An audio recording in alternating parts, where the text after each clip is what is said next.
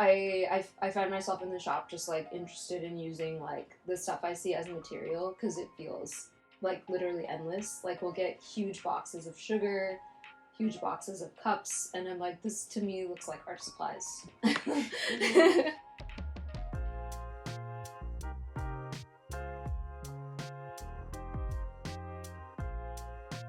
My name is Vanessa Barros-Andrade. I'm 33 years old. I'm from Orlando, Florida, and I'm a conceptual artist. I guess like throughout my whole practice, the most important thing with my work is that it has like a concept. It just started becoming more about how do I get this message across, and my medium is the message.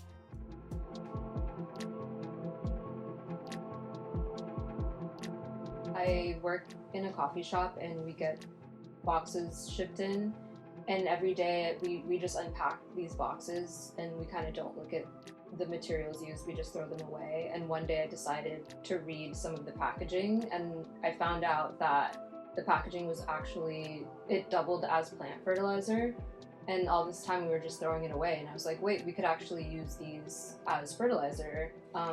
But so much comes in that it's hard to use it in the way that it's intended because we're getting in cases, every week, so it just becomes impossible to accumulate and like use it properly.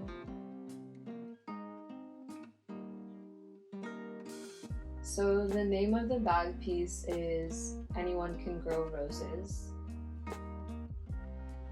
Within this puzzle, I used words from this book called Anyone Can Grow Roses by Cynthia Westcott.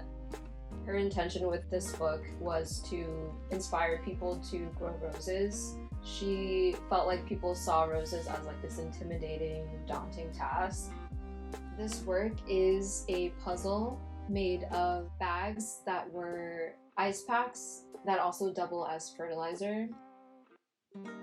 The company's intention with the ice packs was to give plants food, and her intention with this book was to inspire plant cultivation. So I kind of bridge these two like ideas of thinking of plants and thinking of like this practice of plants in your daily life and cultivating plant life. I thought it would be cool to do a crossword puzzle using the title of the book on the bags themselves. Some of them are words that are non-existent. They're like Greek words or words that we don't use in our everyday vocabulary. Everything had this meaning relating to either plants, feelings, or the environment. Crossword puzzles, I feel like, is this weird little break that people get, like they're in the newspaper, it's like this moment where you get to like think using like this other aspect of your brain that's outside of your work, outside of socializing. It's just like this like game type of thing. I think I'm a very word-driven person. I love textual work and seeing words as art. In the puzzle itself that I use for this piece, there is some absurdity in the words I choose. I use words like gore and rage, and I feel like it speaks to how people feel about climate change. It speaks to how people feel about destruction, which is happening within the work too. Like we're getting all these bags that just go straight to the trash, but they have a different intention. It's just this very confusing thing.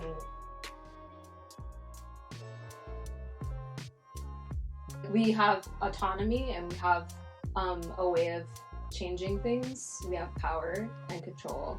I feel like people are, looking towards the future, but it's like what's happening in front of us right now and what can we do like in this moment.